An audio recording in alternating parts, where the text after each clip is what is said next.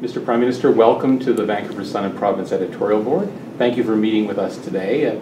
We have a few questions for you. We'll start with columnist Daphne Brown. This week we've seen a lot of terrorism. We've seen the attacks in Berlin. We've seen the killing of the Russian ambassador.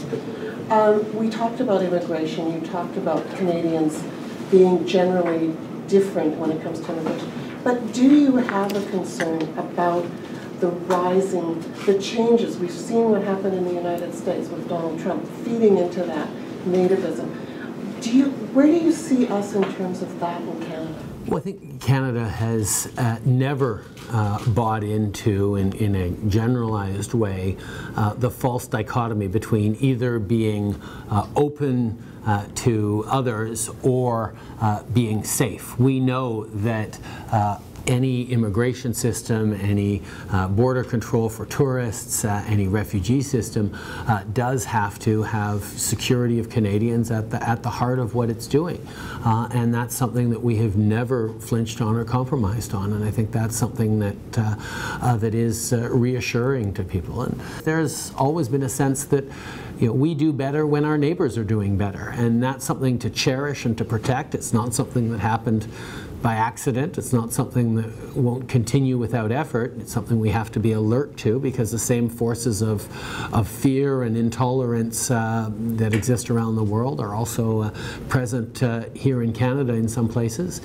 We just have to keep drawing on the better angels of our natures. You know that there's a cap and trade system in Quebec and Ontario, and a carbon tax in BC, and one planned for Alberta. Under the cap and trade, businesses and consumers pay less than the carbon tax in BC and Alberta. You'd like to see a $50 carbon tax by 2022. And isn't this just going to add to the disparity? As of part of the Pan-Canadian framework we agreed to, has in 2020 analysis of the measures in place across the country to compare them based on stringency and effectiveness. We need to know that it's fair right across the country. That's fundamental. It's a principle that's pretty basic in Canada, that everything be fair for everyone across the country, and we're going to make sure that that the impact and the effectiveness and the stringency that people go through is equivalent right across the country, and we'll make adjustments as necessary in order to get to the equivalency of $50 a ton by 2023. You had that interview with New York Times just after you were elected, where you said Canada is the first post-national state. We have no core identity and that sort of thing. And critics, some liked it, some critics thought the New York Times thought it was a very radical statement. But people thought it might be a bit of a sellout to globalization and the forces of that, whereas you're kind of forgetting the country and its identity. I'm wondering, would you ever revisit that quote? No, I think Canada's genius, and the one thing that we've been extraordinarily successful at, is understanding that diversity is a source of strength for us, that having different perspectives. When you look at why University of Waterloo grads are the number one place to hire for Silicon Valley, it's because there's an incredible diversity there. Why BC is such an amazing place for creative enterprise, because there's such a diversity there. Here, when you talk about whatever industry you're in, having different perspectives come together to work on a common task is the story of Canada, and it's something that other countries struggle with. And one of the reasons they struggle with it is their identity, the definition of what a typical citizen of Japan or of France or of Cameroon is and looks like is somewhat rigid or inflexible. I mean, there is a typical citizen of those countries. Harder to describe what a typical Canadian might be, because from the very beginning there was at least three identities, French, English, and Indigenous, that had to, certainly in the case of French and English, accept that someone who was completely opposite to you was just as much a Canadian as you were. So through our history, as we opened up to immigrants from the Far East, immigrants from Eastern Europe, the successive waves of immigration, we went through periods of angst where, oh, there is no typical Canadian identity. Who's a typical Canadian? But suddenly along the way we realized, wow, a typical Canadian is defined not by surface attributes, but by shared values. Values of openness, respect, compassion, a willingness to work hard, a desire to be there for each other, a search for equality, opportunity, justice. Things that lots of countries sort of aspire to in words, but that we have enshrined into our Charter of Rights and Freedoms, into our fundamental identity as a country. So where we have no problem,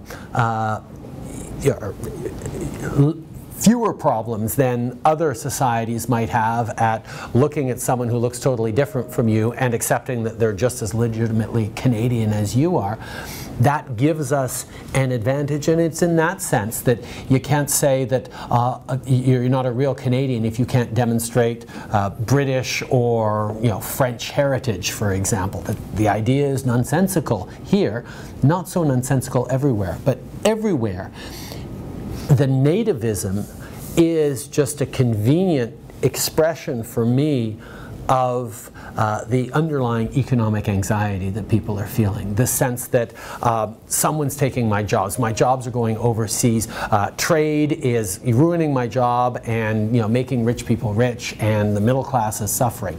That anxiety is what has led to Brexit, that was certainly apparent in the American elections, is in the rise of populism in Europe, is manifesting itself all sorts of different ways, and it's something that again, I've been talking about for close to 5 years now, how if we can't demonstrate that growth can be good for the middle class will withdraw its support for policies around growth and will lash out at globalization and trade and all sorts of things that we know end up making us collectively better off.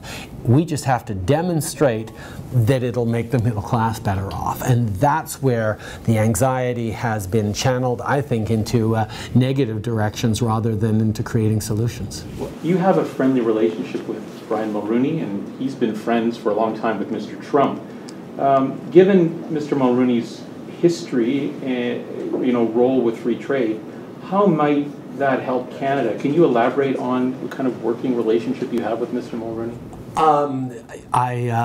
As I do with just about all of our former prime ministers, I have a very positive relationship with them, chatting with them from time to time when they have issues that are of import to them. Mr. Mulrooney, I ran into him a couple of times recently at various functions, and he has been using his connections within the Republican Party in the United States to promote Canada, to point out that Canada is the #1 export destination for 35 different American states, that our economies are very closely intertwined.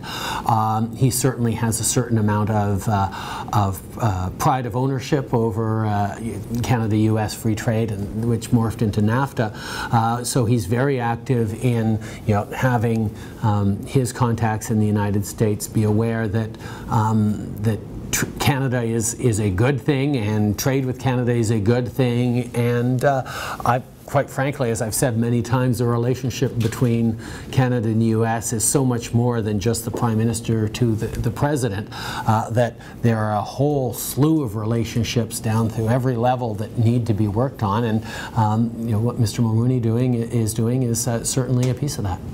Prime Minister, quickly on healthcare. Just this week, you did not get any agreement with the premiers of the different provinces. They didn't see enough on the table. You were prepared to put a couple of % less than what they really wanted, right?